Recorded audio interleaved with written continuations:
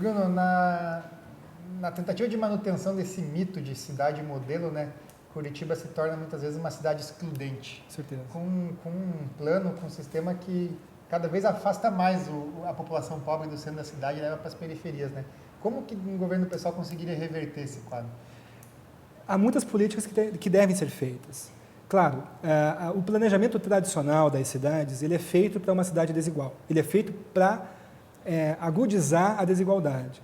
E é por isso que Curitiba é uma cidade modelo, porque realmente o planejamento da cidade conseguiu potencializar essa desigualdade, ao ponto que Curitiba chegou a ser a 17ª cidade mais desigual do mundo, e todas as outras 5 cidades brasileiras que estão nesse ranking são cidades planejadas, como Brasília, como Goiânia, como Belo Horizonte, que são, a gente não tem tanto essa impressão em Belo Horizonte, por exemplo, ou mesmo em Goiânia, são cidades que foram projetadas. Brasília, para nós, é muito claro.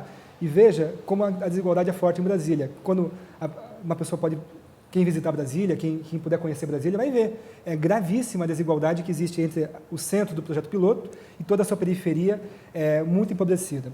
Teria que haver uma política de, primeiro, reconhecimento dos direitos da população residente na periferia. Hoje, Curitiba tem uma periferia que não tem direitos.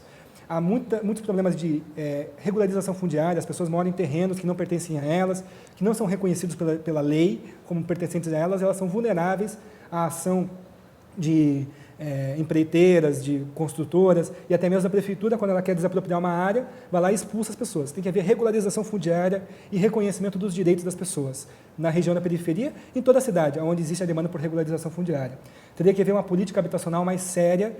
Hoje, a política habitacional de Curitiba não atende nada da fila do déficit, da fila da Coab. Hoje, a fila da Coab tem mais de 80 mil inscritos e só aumenta. Não é só que ela não atende ao crescimento da fila, ela não atende nada da fila. A Coab tem uma política de construção de casas que se limita a construir casas para as pessoas que estão sendo relocadas, muitas vezes relocadas contra a sua própria vontade. Teria que haver uma política de habitação que construísse casas para quem não tem casa, para quem está no déficit habitacional, para quem está na fila aguardando uma casa. E teria que haver uma política para que essas casas, para que esses conjuntos habitacionais fossem construídos em regiões mais próximas da cidade. Você tem hoje vazios urbanos, que são terrenos grandes, sem nenhum tipo de utilização. Tem vazios urbanos concentrados nos eixos de transporte, no eixo que vai do centro até o Santa Cândida, do centro até o Campo Comprido, do centro até o Pinheirinho. Esses eixos foram projetados para que houvesse um adensamento maior da cidade nesses eixos. E não existe isso hoje. Essa parte do planejamento não foi cumprida. O adensamento maior está na periferia, está nos bairros entre eixos. Teria que haver uma política de habitação, de ocupação desses eixos, de enfrentamento da especulação imobiliária, de aplicação do IPTU progressivo, de mecanismos que punissem o proprietário que deixasse o seu terreno vazio. Teria que haver uma política de transporte que garantisse o transporte como um direito e não como uma mercadoria.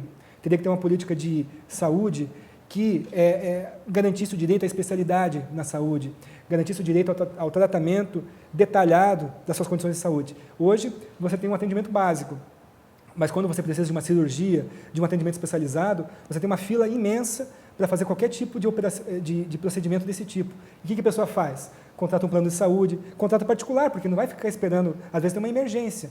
Então, a saúde teria que... Hoje, quem tem saúde em Curitiba é quem tem saúde privada. Teria que ter uma política séria de saúde pública. Então, tudo isso é uma inversão de valores do que existe hoje.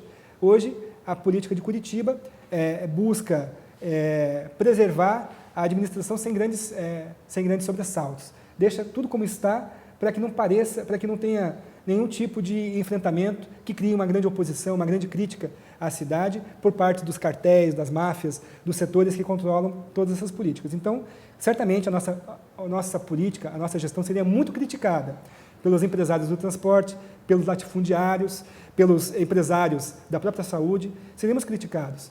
Mas essa é a nossa tarefa. Temos que realmente realizar uma política que possa unir, reduzir as desigualdades na cidade de Curitiba e, sobretudo, não negociar Curitiba. Curitiba, hoje, ela tem sido vista como um negócio no lixo, um negócio no transporte, um negócio na sua gestão. A prefeitura contrata aí consultorias, contrata parceiros privados para fazer estudos para a cidade.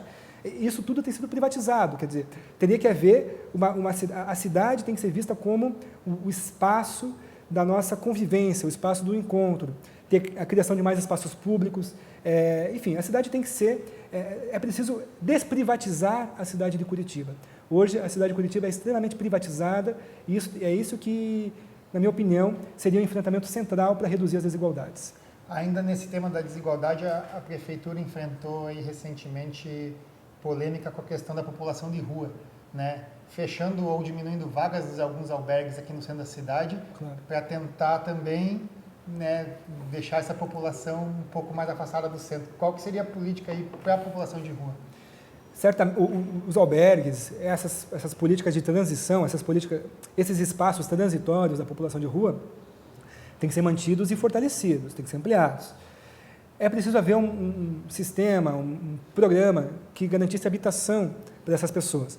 É uma habitação diferenciada, porque a população de rua, muitas vezes, está na rua não porque ela não tem mais nada. Ela está na rua até por um tipo de cultura, um tipo de postura que ela adquiriu. Ela se tornou uma pessoa, às vezes, sem família, sem vínculos com nada e mora na rua. Ou seja, tem gente que mora na rua por opção.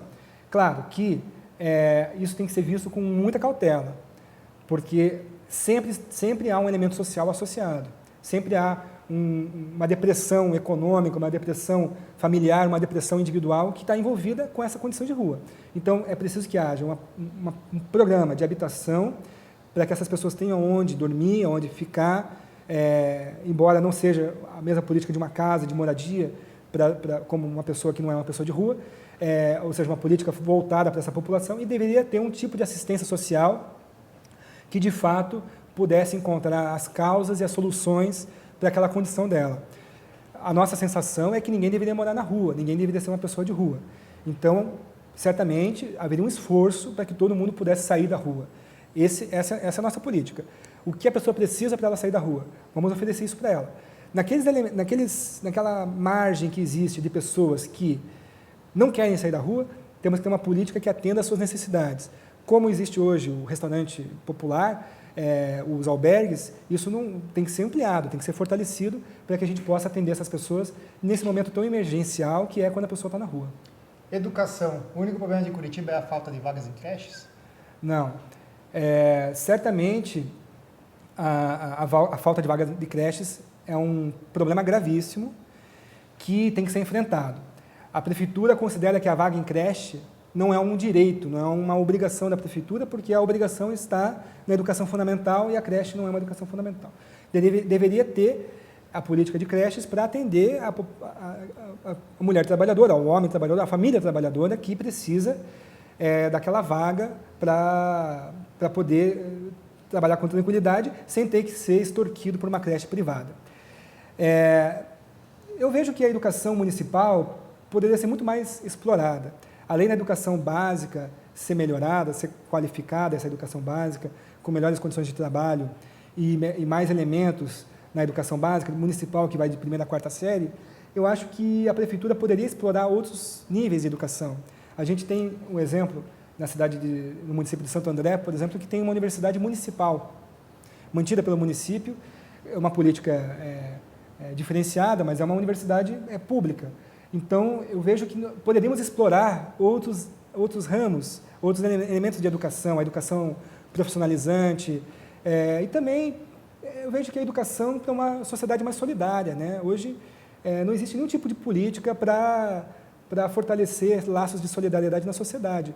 A sociedade está sendo educada para parâmetros individualistas. Se você vai para uma faculdade de nível superior, mesmo no ensino médio, ou numa escola de ensino básico, há poucos esforços de alimentar e fortalecer os laços de solidariedade. Poderia haver uma política de educação geral, ampla e restrita, para desenvolver laços de solidariedade. A educação, por exemplo, para capacitar as pessoas para a participação nos espaços de cidadania, participação popular. Hoje, isso é muito sério, porque, por exemplo, eu vejo algumas iniciativas pontuais, até em espaços privados. Como é que funciona o orçamento público? Aí, um espaço privado vai lá e contrata uma pessoa para dar uma consultoria, para explicar para as pessoas daquele bairro, daquela comunidade, como é que elas podem participar do orçamento participativo, dos espaços de participação. E não existe uma política municipal para isso. Quer dizer, a Prefeitura faz um monte de audiências públicas que não são feitas para participação popular. São balcões de negócios para receber, para ver aquela demanda, tapar o buraco. Deveria haver uma educação também nesse aspecto. Capacitar as pessoas para o exercício da cidadania, porque hoje, só com o que a gente aprende na escola, não tem sido suficiente para semear essa capacidade, essa cultura da cidadania.